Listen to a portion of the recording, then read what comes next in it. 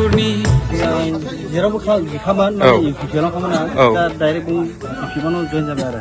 खुनु सिन्था खालामनांगौ गैया आं ओंखारनोमोन ना माने आं फेमिलि गैया नालाय बिराद प्रब्लेम दा न'निफ्रायनो आं जिखुनु मिथिं रबिबारफोर जायोब्ला थांगोन आरोखि आं जिखुनु मोनसे सिन्था खालामनांगौ गैया ओमफ्राय सिगां इउपिपिएलाव थानाय समाव नोंथाङा खाथिदोंमोन खाथिदोंमोन मा मा दा दा मा मोनदों नोंथाङा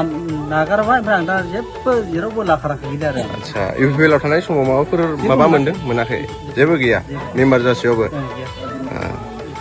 रायजोनि थाखाय मा मावनो हादों नोंथाङा गैया जेबो मावनो हायासै दा बिनि थाखायनो जइन जाबाय आरो